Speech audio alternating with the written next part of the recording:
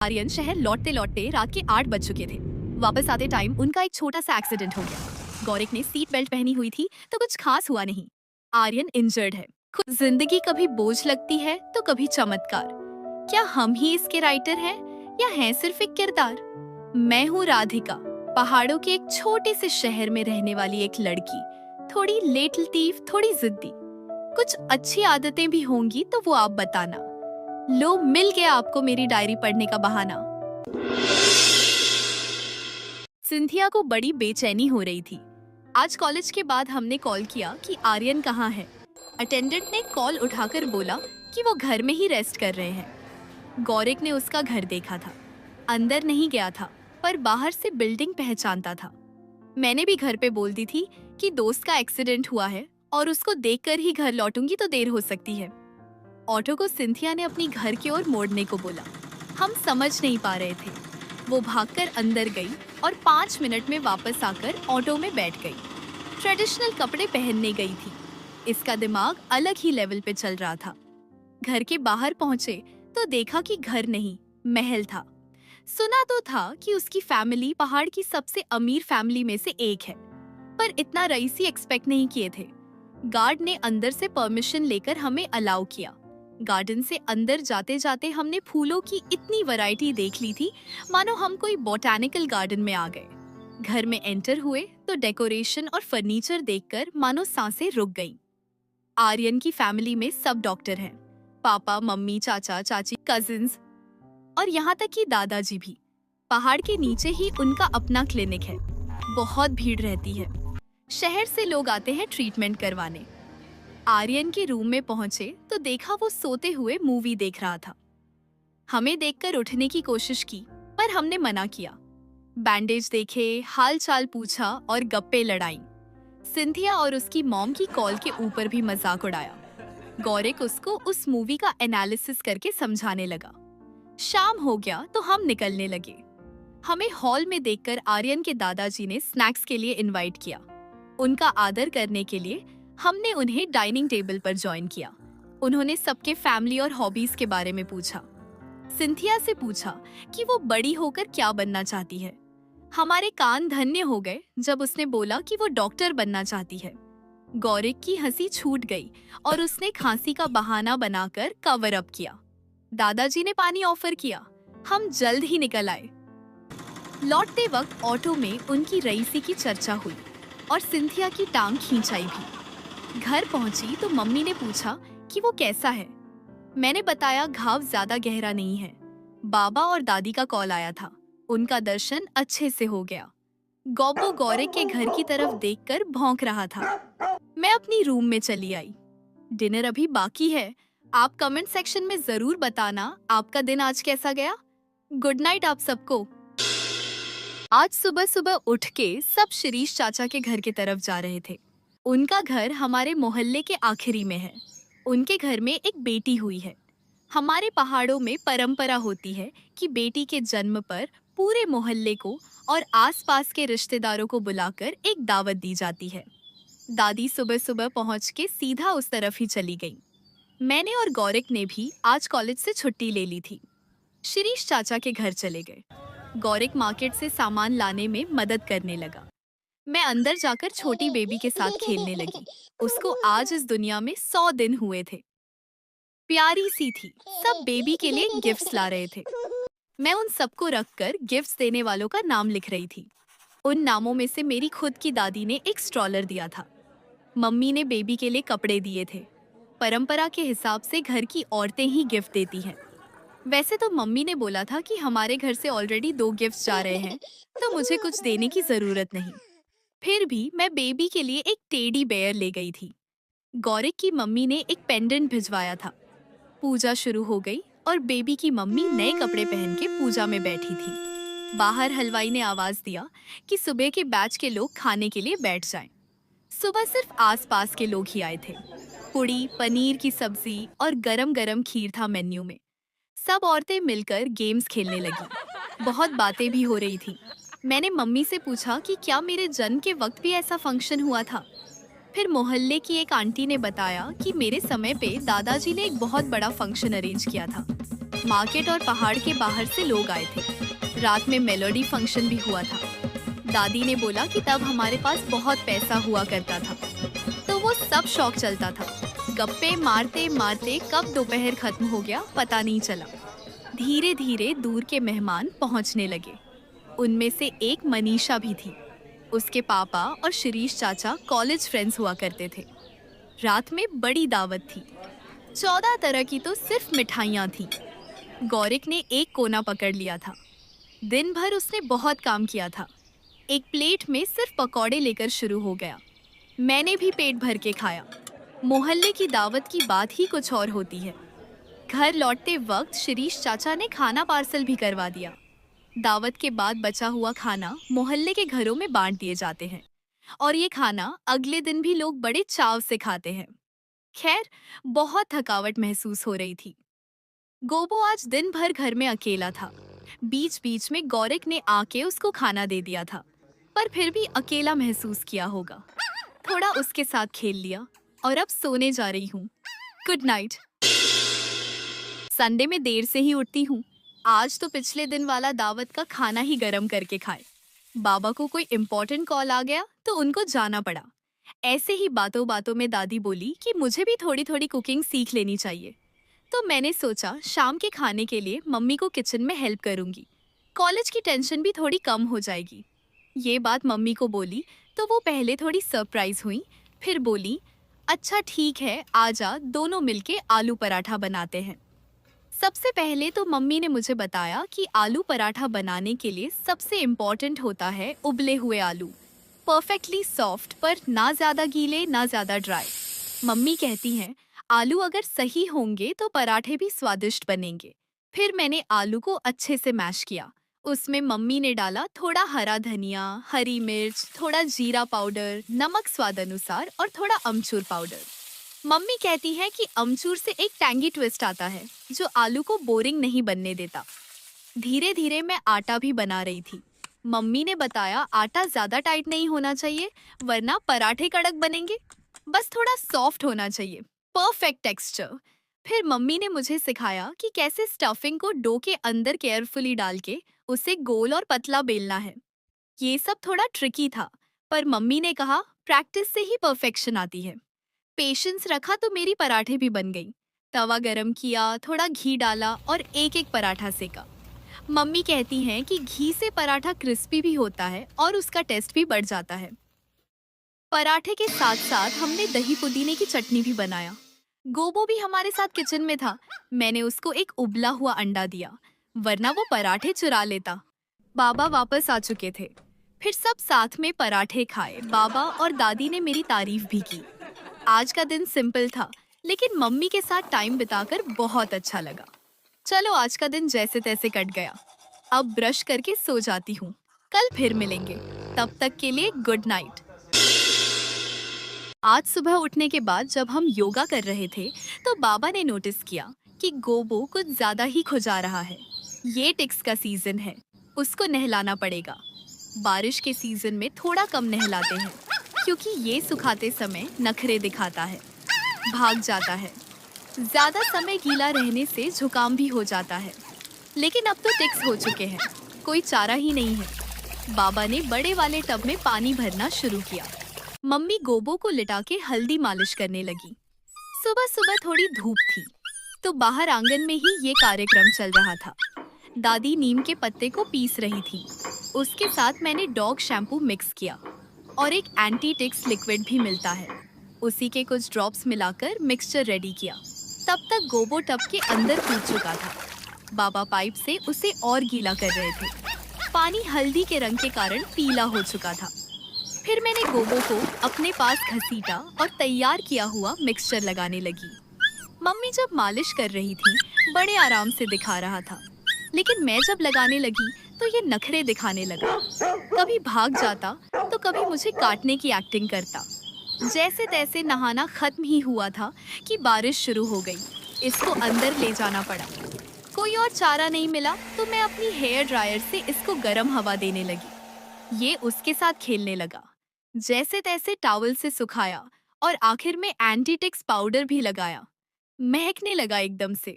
Mummy ने सबके लिए ब्रेकफास्ट बना लिया था। सबने खाना ठूस के अपने अपने काम के लिए निकल पड़े। गोबो भी खाना खा के सोफा के नीचे कुछ ढूंढने लगा। कॉलेज में आज सब एक ही टॉपिक के बारे में बात कर रहे थे। अचानक से मनीषा का रोल नंबर 2 से 3 हो गया था। कोई था जो बीच सेमेस्टर में कोर्स ज्वाइन करने वाला था। पिछले कॉलेज से उसके ग्रेड्स ट्रांसफर हो चुके थे और वो ऑर्डर में लियो के ठीक पीछे था। इसी बात पर मनीषा ने स्वरूप सर से झगड़ा करना शुरू कर दिया कि साल के बीच में रोल्स शिफ्ट नहीं होने चाहिए। क्या पता अगर नई स्टूडेंट जो कॉलेज से आ रही हो वो लिबरल चेकिंग करते हो। स्वरूप सर ने उल्टा बोला कि रोल नंबर्स मार्क्स के रैंक के अनुसार होना ही कॉलेज का रूल है और वो ये चाहकर भी बदल नहीं सकते। बाकी रहा दूसरे कॉलेज के ग्रेडिंग का सवाल। ये भी तो हो सकता है कि वो स्ट्रिक्ट मार्किंग करते हों और अगर वो यहाँ होता तो उसका रोल नंबर 1 भी हो सकता था। ये बात लियो को कुछ खास पसंद नहीं आया और वो मनीषा के सपोर्ट में बोलने ही वाला था। स्वरूप सर ने उसको थम जाने का इशारा किया और उससे बोले कि ये सब डिस्कशन का कोई पॉइंट है ही नहीं। पिछले साल लियो का रोल नंबर 2 था और मनीषा का 1। ये साल के चेंजेस हो चुके हैं। अब अगले साल से पहले दिखा देना किस्मत में कितना है दम। सेमेस्टर के लिए तैयारी चल तो रही है ना। सब एक ही कोरस में हाँ बोले। सबने बोला गौरिक को छोड़ के। वो खिड़की के बाहर फूल पौधे देख रहा था, मानो इन सब से बहुत ऊपर उठ चुका था। कॉलेज से जब मैं वापस आई तो गोबो बाहर कीचड़ में लौट रहा था। मुझे देखते ही अंदर भाग गया। शाम में आज मैंने थोड़ी पढ़ाई शुरू की। रोल नंबर की रेस में बहुत पीछे थी, फिर भी आज सबका जोश देखकर मुझे भी पढ़ाई का मन करने लगा। आप लोग बताना कमेंट सेक्शन में, अगर आप भी स्टूडेंट हैं तो आप लोगों का क्या हाल चल रहा है अपने अपने कोर्स में। आज के लिए गुड नाइट। आज का योगा सेशन कैंसिल रहा। बाबा को सुबह सुबह ही काम के लिए निकलना पड़ा और बिना उठाए मैं इतनी सुबह उठने से रही। आराम से उठ के ब्रश की, इत्मीनान से ब्रेकफास्ट भी हुआ। सैंडविच था आज मेनू में, मुझे काफी पसंद भी है। गौरिक स्कूटी लेके निकल रहा था कॉलेज, तो मैं उसी के साथ चली गई। कॉलेज में आज कोई प्लांटेशन ड्राइव चल रहा था। कुछ एनजीओ वाले आए थे। पहले नेचुरली उगाए हुए घास और छोटे पौधों को साफ किया, फिर कैमरा चालू करवाया, फिर छोटे छोटे पौधे उसी जगह पे प्लांट किए। हम लोगों ने खूब ताली बजाई। ट्रैक्टर भर के पौधे आए थे, सबको एक एक लगाना था। एक्सचेंज में सबको कुछ टिफिन पैकेट दे रहे थे, मैंने भी लगाया। पैकेट से निकला एक समोसा, एक सूखी कचौरी और एक सूखी मिठाई। मुझे मिठाई पसंद नहीं, ले गया गौरिक, पूछा तक नहीं। एक्सचेंज में कुछ ऑफर करना तो दूर की बात है। टिफिन के बाद एक रैली निकालनी थी, मार्केट तक जाना था, नारे लगाते हुए, बैनर पकड़ के। ये सब सुन के मनीषा और लियो तो निकल लिए पतली गली से। मैं सिंथिया को पूछने वाली ही थी कि हम भी निकल लें क्या। तभी गौरिक ने हम दोनों को एक एक प्ले कार्ड पकड़ा दिया और स्लोगन चिल्लाने लगा। स्टाफ उसे देख के मुस्कुरा रहे थे। कॉलेज की बाकी लड़कियां भी खुसफुसा रही थीं। पता नहीं क्यों ऐसे जोकरों जैसे हरकतें करता है। कभी कभी लगता है मनीषा के पास इसको डंप करने के अलावा कोई चारा नहीं रहा होगा। खैर, रैली खत्म होने के बाद हम सीधा घर की ओर आ गए। वापस कॉलेज कौन जाता, वहीं मार्केट से स्वरूप सर से एक एक फ्रूटी खरीदवाया और वापस चले आए। घर लौटते टाइम मैंने नोटिस किया कि हमारे घर के दूसरे तरफ नेबरहुड में कोई लोग शिफ्ट हो रहे हैं। ये घर बहुत दिनों से खाली पड़ा था। अभी सामान आते देख के गोबो भी अंदर से भौंक रहा था। साइड वाले घर को भी अपना मानता है। खाली समय पे उस साइड के लॉन में घूमता रहता है। अंदर जाकर उसको एक गाजर दिया तो वो डिस्ट्रैक्ट हो गया। शाम में बाबा लौटे तो पूछा कि हमने आज योगा कितने देर के लिए किया। मम्मी और मैंने एक दूसरे को देखा। मम्मी ने बात पलट दी और बाबा से काम के बारे में पूछने लगी। मैं अंदर रूम में चली आई। डिनर आज मैं रूम में ही करूंगी। मम्मी दूध ले आई, मुझे बिल्कुल पसंद नहीं। आप लोग बताना आपको डिनर में क्या पसंद है। आज के लिए गुड नाइट। आज दिन भर बारिश हो रहा था। कॉलेज के लेक्चर बंद हो चुके थे। मैंने गौरिक और सिंथिया को घर बुला लिया। सिंथिया जैसे तैसे करके अपनी मम्मी को मनाई। आंटी उसे इतनी तेज बारिश में छोड़ने आई थी। गौरिक तो बाजू में ही रहता है। छाता पकड़ के चला आया। मम्मी बोली, सबके लिए बिरयानी बनाएंगी। हमारे घर में नॉन वेज अलग स्टोव में बनता है। दादी माँ सख्त शाकाहारी हैं और उनके बर्तन वगैरह भी अलग ही रहते हैं। मुझे यह कॉन्सेप्ट कभी समझ नहीं आया। पापा ने कहा था, जब स्कूल के सारे कॉन्सेप्ट क्लियर हो जाए तब आना मेरे पास, मैं समझा दूंगा। उस बात को बहुत साल हो चुके हैं, पर वह राज आज भी कायम है। गलती मेरी ही है। खैर, हम लोग मेरे कमरे में बैठकर गप्पे लड़ाने लगे। सिंथिया बोली कि आर्यन लगभग ठीक हो चुका है, तो मैंने कहा उसे भी बुला लें। लेकिन आखिर में यह तय हुआ कि बारिश में उसे भीगना नहीं चाहिए। 100% रिकवरी हो जाए, वो पहली प्रायोरिटी है। बात बात में कोविड लॉकडाउन की बात निकल आई। गौरिक ने मेरे दादाजी को याद किया। वो भी दादाजी की मदद करता था। जो भी सब्जी हमारे खेत में उगती थी, वो उसे एक छोटी सी गाड़ी में भरकर मोहल्ले में घुमाता था। सबकी डोर पर एक एक थैली छोड़ आता था। ऐसे ही बात करते करते गौरिक ने कहा कि मूवी देखते हैं। द रॉयल ट्रीटमेंट नाम की एक मूवी थी नेटफ्लिक्स पर। उसे देखा। काफ़ी हल्की फुल्की थी मूवी। लंच टाइम हो गया तो हम बाहर आए। टेबल पर 5 प्लेटें थीं, तो मैंने मम्मी से पूछा कि पांचवा कौन है। मम्मी बोली, सरप्राइज। लेकिन फिर उन्हें एक कॉल आया। मम्मी ने कहा, कोई बात नहीं, पांचवा प्लेट हटा दी। मुझे देखकर कहने लगी, सरप्राइज थोड़ा इंतज़ार के बाद मिलेगा। कोई गेस्ट आ रहा था, ये मुझे पता लग गया था। खैर, हमने बिरयानी पर ध्यान देना ठीक समझा। सिंथिया फैन हो गई। कहने लगी, ऐसी बिरयानी कहीं भी नहीं खाई। यह बात तो मैं भी मानती हूँ कि मम्मी से बेहतर बिरयानी कोई नहीं बना पाएगा। भरपेट खाना खा के हम फिर से टीवी के आगे बैठ गए। गौरिक टीवी देखते देखते सो गया। सिंथिया और मैं कॉलेज की चुगली करने लगे। जब मनीषा का रोल नंबर 2 से 3 हुआ तो उसका मुंह देखने लायक था। बेचारी एक ही साल में 2 रैंक का डिमोशन पचा नहीं पा रही थी, वगैरह वगैरह। शाम होने से पहले हम लोग बाहर गए। बारिश थम चुकी थी। हम लोगों ने थोड़ा बैडमिंटन खेला शाम होने से पहले। फिर गौरिक अपने घर लौट गया। बाबा सिंथिया को उसके घर ड्रॉप करने ले गए। आज का दिन काफ़ी मज़ेदार था। बारिश, अच्छा खाना, दोस्तों के साथ गप्पे, और दिन कैसे ख़त्म हो गया पता भी नहीं चला। गोबो सो चुका है, मैं भी जा रही हूँ। आप लोग कमेंट्स में ज़रूर शेयर करना, आज का दिन आपका कैसा रहा। कल रात ही मैसेज आ चुका था। सुबह सुबह मैं और सिंथिया गौरिक के घर पहुंच गए। काम जिम्मेदारी वाला था और हम काफी जिम्मेदार। बात यह है कि गौरिक को आया था एक राइट स्वाइप। पता नहीं कैसे, लेकिन 7 दिन बात करने के बाद भी बंदी ना सिर्फ इसे भाव दे रही थी, आज मैडम ने इसको डेट पे बुलाया है, पहाड़ों के ऊपर वाले कैफे में। इसके कबोर्ड के सारे कपड़े हुए रिजेक्ट। नए कपड़े लाने पड़ेंगे। सिंथिया ने आर्यन को कॉल किया। आर्यन कार लेकर यहाँ पहुंचा। हम चारों निकल गए पास के शहर वाले मॉल को। मॉल का शटर अभी उठा ही था कि हम चारों अपने इम्पोर्टेंट मिशन के लिए वहां पहुंच चुके थे। सीधा गए मेन सेक्शन में। सिंथिया ने उठाए 5 शर्ट्स और ट्रायल रूम के बाहर ही बैठ गई। इशारा क्लियर था, एक एक करके ट्राई करना है और हमको दिखाना है। 2 घंटे लगे और जूते मिलाकर 5,000 का बिल हुआ। गौरिक घर से 2,000 लाया था। हम तीनों ने एक एक हजार कंट्रीब्यूट किया। वापस आते टाइम आर्यन बोला, बात ड्रेस की नहीं है, इसका हेयर स्टाइल ही चोमू है।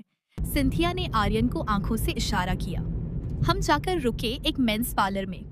आर्यन ने क्लियर इंस्ट्रक्शंस दे दिए कि हेयर कट कैसा चाहिए और कौन सा फेशियल करवाना है। बाजू में ही फीमेल पार्लर था। सिंथिया मुझे जबरदस्ती वहां ले गई और नाखून की ट्रिमिंग और सजावट करवाने लगी। 2 घंटे और बीत गए। सब गौरिक के घर लौटे। सिंथिया ने उसको प्रॉपर तैयार करवाया। मिसेस शर्मा पूछी कि किस बात की तैयारी चल रही है। आर्यन के मुंह से निकल गया, बस उसी बात की। आंटी ने कंफ्यूज लुक दिया तो मैंने कवर अप किया कि कॉलेज में फंक्शन है और गौरिक को प्रिंसिपल ने होस्ट चुना है। ये सुन के उनके पांव जमीन पे नहीं रहे। सीधा मेरे घर के ओर बढ़ गई। मेरे घर में भी तो बताना है ये इम्पोर्टेंट बात। खैर, शाम को जो होगा देखा जाएगा, तब मिशन पर फोकस करना ज्यादा जरूरी था। अच्छी बात तो ये थी कि मिसेज शर्मा खुश होकर गौरिक को 2,000 रुपए और दे गईं, ताकि वो ऐसे ही उनका नाम रोशन करता रहे। नाम रोशन का तो नहीं पता, लेकिन डेट पे बिल पेमेंट का इंतजाम हो गया। मैंने लड़की की सारी प्रोफाइल स्टॉक कर ली थी और थोड़े चैट्स भी पढ़ लिए थे इन दोनों के।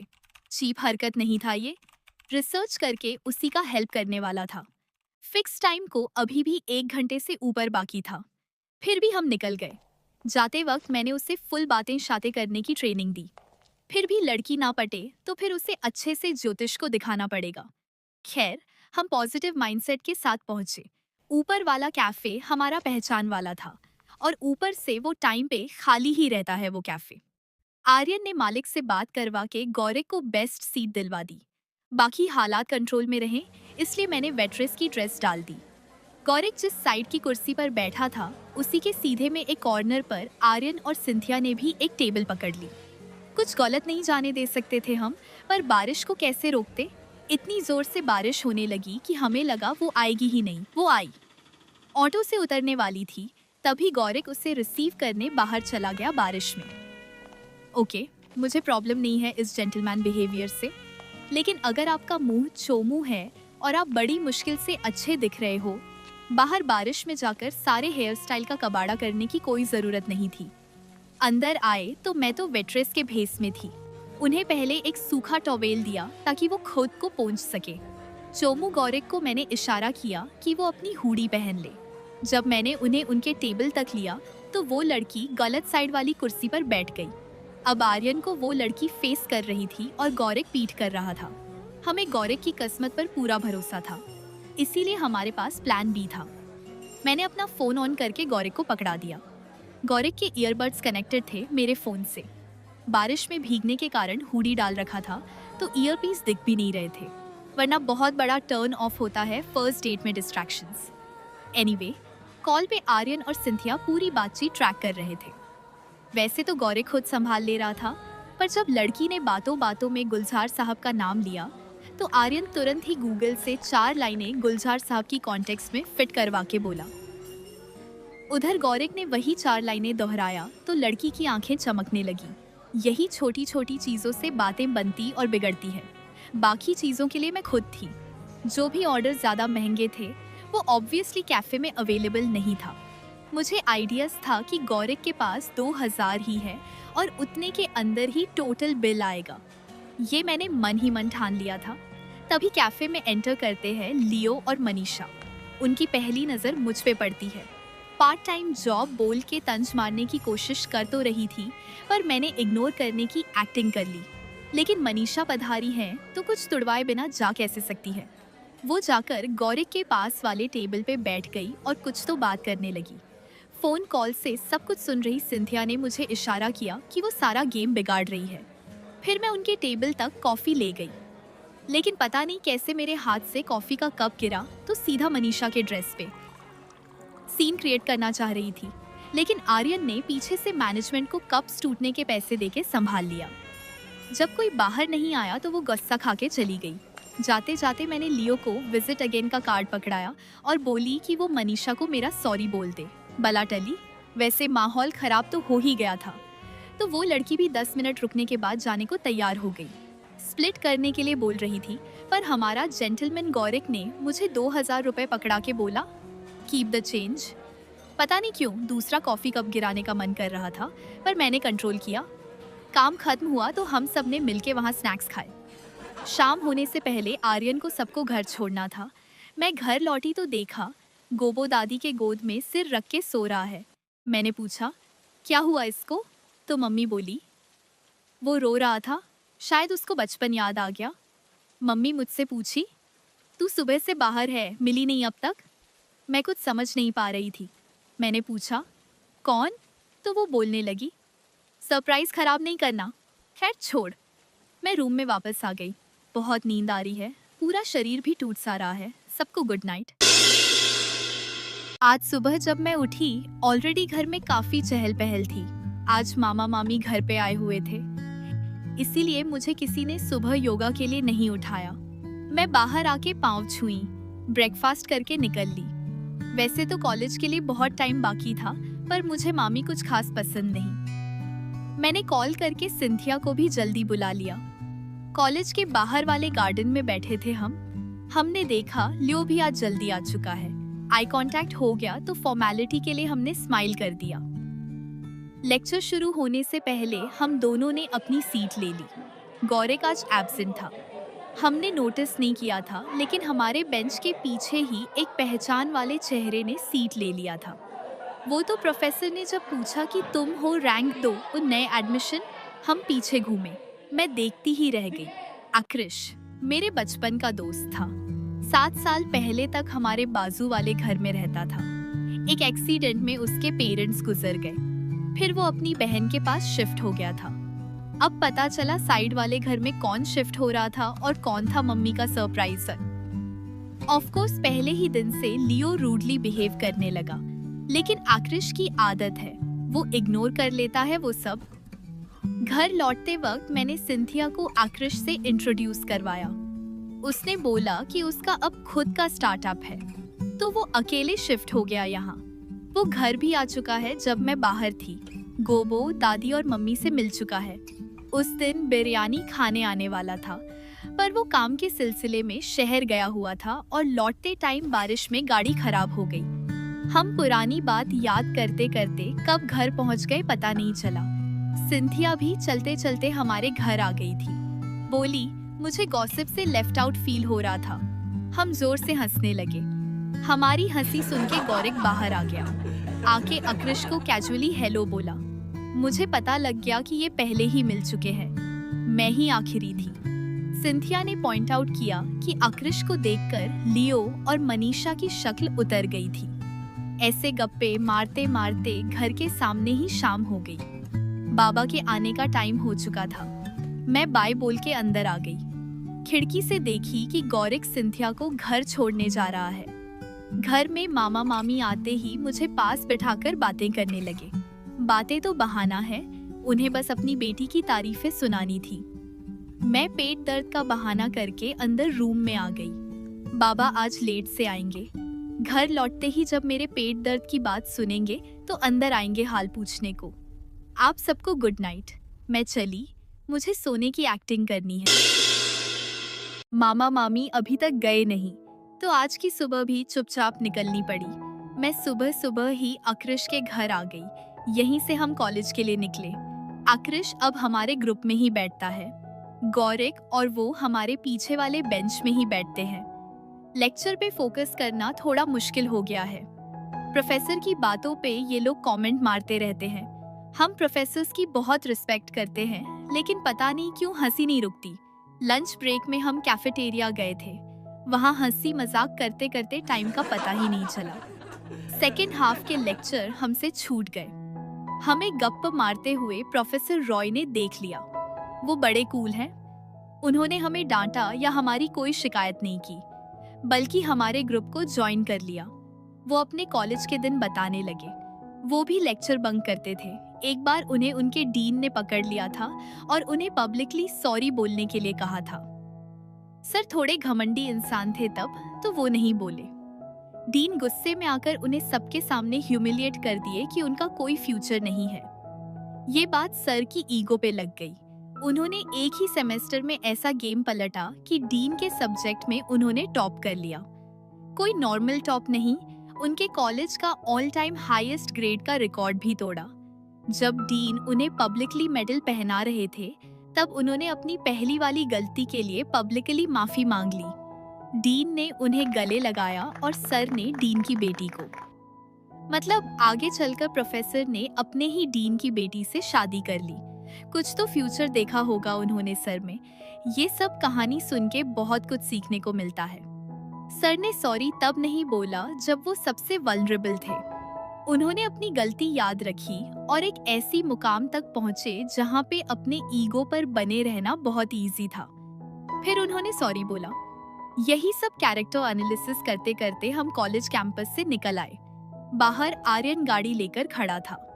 गौरिक और आकृष गाड़ी में बैठे और कहीं निकल लिए। हमें बताया भी नहीं। सिंथिया की मॉम उसे पिक करने आई थी। मुझे भी आंटी ने घर ड्रॉप कर दिया। घर पहुंच के पता चला कि मामा मामी पहाड़ घूमने निकल गए हैं। मम्मी ने मुझे जबरदस्ती उनका टूर गाइड बनाकर भेज दिया। रास्ते भर वो अच्छे से ही बात कर रहे थे। मैंने उन्हें घाटी वाला रास्ता, पहाड़ की चोटी, जंगल वाला सीमा सब कुछ दिखा दिया। खाना भी बाहर ही खाया। लौटते लौटते रात हो गई थी। गोबो कुछ तो ढूंढ रहा था बाहर लॉन में। मुझे देखकर अंदर भाग गया। आप लोग भी बताना आज का दिन कैसे बीता आपका। गुड नाइट सबको। आज संडे को हम सुबह 6 बजे ही कॉलेज पहुंच गए। गेट पे बड़ा सा पोस्टर लगा हुआ था, इंटर कॉलेज क्रिकेट कंपटीशन। अपने ही कॉलेज ग्राउंड में शुरू होना था गेम 9 बजे से। सारे स्टूडेंट्स को इंस्ट्रक्शंस थे कि होम टीम के लिए सपोर्ट कम नहीं पड़ना चाहिए। ग्राउंड से कवर्स उठा के उस पे रोलर्स चला रहे थे। आज का वेदर फोरकास्ट क्लियर आया था और धूप भी खिल रही थी। हम लोग फटाफट कुछ ब्रेकफास्ट करने कैफेटेरिया पहुंचे तो देखा वहां टीम मीटिंग चल रही थी। लियो कैप्टन था, कुछ स्ट्रैटेजी डिस्कस कर रहा था। सब प्लेयर्स सुन रहे थे। दूर से देखा तो फील्ड में एक बस आके रुकी है। दूसरे टीम के प्लेयर्स और सपोर्टर्स उतरे। हम लोग एक एक सैंडविच खा के अपनी अपनी जगह पे बैठ गए। 8:30 बजे टॉस हुआ। लियो ने टॉस जीत के बॉलिंग लिया। वैसे तो गौरिक हमेशा टीम के बाहर होता है, लेकिन लियो का एक फेवरेट प्लेयर इंजर्ड था और प्लेयर्स की कमी की वजह से या तो गौरिक को चुनना था या अक्रिश को। तो अक्रिश को पानी पिलाने की जिम्मेदारी दिया गया। लियो ने कोच को बोला था कि अक्रिश ने अभी तक एक नेट प्रैक्टिस अटेंड नहीं किया और ऐसे डायरेक्ट मैच में एक्सपेरिमेंट नहीं कर सकते। 9 बज गए और उनके ओपनर्स आ गए। हमारे तरफ से बॉल सागिन को दी गई थी। सागिन नेशनल सिलेक्शंस में जा चुका था। कॉलेज की तरफ से हाईएस्ट विकेट टेकर भी था। 30 रन खा लिए पहले ही ओवर में। खेल नहीं खिलवाड़ कर रहे थे। सागिन का पार्टनर दूसरी तरफ से डाला तो उसको भी 4 छक्के पड़े। 8 ओवर तक जो हो रहा था देखा नहीं जा रहा था। 150 रन लग चुके थे और एक भी विकेट नहीं गिरा था। मनीषा पास ही बैठी थी। वो बोली, अगर ये मैच हार गए तो सेमीफाइनल की रेस से बाहर हो जाएंगे। 9वें ओवर की पहली गेंद पे सागिन का पैर मुड़ गया। सब्स्टिट्यूट में अक्रिश को खेलने को मिला, पर क्योंकि वो सागिन के बदले में आया था, उसे सिर्फ 11 गेंद का कोटा ही मिला था। उसने 9वां ओवर कंटिन्यू किया। 5 बॉल में सिर्फ 1 रन दिया। ये अब तक का सबसे बेस्ट स्पेल था हमारे ओर से। लियो ने ताली मार के हौसला बढ़ाया। तभी वो लियो के पास आके कुछ बात करने लगा। फील्डिंग में कुछ चेंजेस हुए और गौरिक को बॉल दिया गया। गौरिक स्पिनर था। कमेंटेटर्स ने बताया कि गौरिक इस टूर्नामेंट में पहली बार गेंदबाजी करने वाला था। ऑफ कोर्स उसे खेलने को ही कहाँ मिलता था। अचानक से फील्ड में शोर होने लगा। सब लोग सेलिब्रेट करने लगे। पता लगा गौरिक ने अपने पहले ही बॉल पे एक विकेट ले लिया है। यहाँ से जो गेम पलटा है। 20 ओवर के खत्म होने पे दूसरी टीम 8 विकेट खोकर 260 रन पे पहुंच पाई थी। गौरिक के ही अकेले के 5 विकेट थे और उसमें से एक हैट्रिक भी। कोच गौरिक को कंधे पे बिठा के नाचने लगे थे। इनिंग्स ब्रेक में अक्रिश हमारे पास आया तो हमने उसको कॉन्ग्रेचुलेशंस बोला। फिर उसने हमें असलियत बताया कि 260 रन इस टूर्नामेंट की हिस्ट्री में पहली बार बने हैं। इतने रन में वो आराम से जीत जाएंगे। हमारी सारी खुशी कहीं खो गई, लेकिन हम फिर भी पॉजिटिव थे। दूसरी इनिंग्स थोड़ी देर से शुरू हुई। बीच में थोड़ी बारिश हो गई। दोनों टीम को स्ट्रैटेजी बनाने के लिए टाइम मिल गया। क्लियरली उन्होंने बेहतर स्ट्रैटेजी बनाई थी। 2 ओवर में हमारे 3 विकेट गिर चुके थे और रन बने थे सिर्फ 10। क्रीज पे लियो और अक्रिश थे। उन दोनों ने काफी संभल के खेलना शुरू किया, लेकिन इतने स्लो खेलेंगे तो जीतेंगे कैसे? ये सोचते सोचते हम पैकेट्स में से टिफिन खा रहे थे। पनीर पैटीज और काजू हलवा था टिफिन में। तभी देखते हैं लियो ने ग्राउंड पे मार काट शुरू कर दी। अक्रिश भी जुड़ गया। छक्कों चौकों की मानो बारिश सी होने लगी। एक समय आया, ऐसा लगा मैच हम 2 ओवर रहते जीत जाएंगे। लियो और अक्रिश दोनों का शतक पूरा हो चुका था। कमेंटेटर्स ने बोला कि ये टूर्नामेंट की हाईएस्ट पार्टनरशिप थी। 20 गेंद में 20 ही रन बाकी थे जब अक्रिश रन आउट हो गया और अगली ही गेंद में लियो बोल। अचानक से विकेट्स गिरने फिर से शुरू हो गए। रन भी बन रहे थे। मैच कभी हमारी ओर पलटता तो कभी उनके ओर। मानो मैच न हो, मनीषा हो। आखिरी ओवर में 8 रन चाहिए थे। लास्ट विकेट के लिए गौरिक और करण खड़े थे। पहला गेंद डॉट। दोनों में कंफ्यूजन, रन आउट का चांस, लेकिन बच गए। अगली गेंद पे एक रन मिला तो गौरिक स्ट्राइक पे आया। अगली ही गेंद पे एज लग गया और एक चौका मिल गया। सब गौरिक गौरिक चिल्लाने लगे थे। चौथी बॉल पे सिंगल लेके करण को स्ट्राइक मिला। फिर मिला एक वाइड का फ्री रन। 2 ball 2 run. एक रन भी मिल जाए तो हमारा सेमीफाइनल का सपना जिंदा रह सकता था। करण ने बैट घुमा दिया। बाउंड्री रोप के पास दूसरी टीम का कैप्टन, लेकिन सिर्फ देखता रहा। बॉल सीधा गिरी सिंथिया के सिर पे। सिंथिया जमीन पे और टीम की खुशी आसमान में। सेलिब्रेशन शुरू हो गए। अक्रिश को मैन ऑफ द मैच मिला। उसने गौरिक को पास ऑन कर दिया। कोच गौरिक को कंधे पे बिठा के ग्राउंड के चक्कर लगाए फिर से। पूरी टीम भी उनके साथ चल रही थी। हम सब ने चीयर किया। प्रिंसिपल ने सारे बच्चों के लिए मंडे को रेस्ट डे घोषित कर दिया। शाम में घर पहुंच के कुछ करने का मन नहीं किया। मैं पता नहीं क्यों थक चुकी थी। मैंने तो खेला भी नहीं। फिर मैंने गोबो को देखा। थका तो वो भी गया था बिना खेले। मम्मी ने आज सोयाबीन की कढ़ी बनाई है। खा के सोना है। सबको गुड नाइट।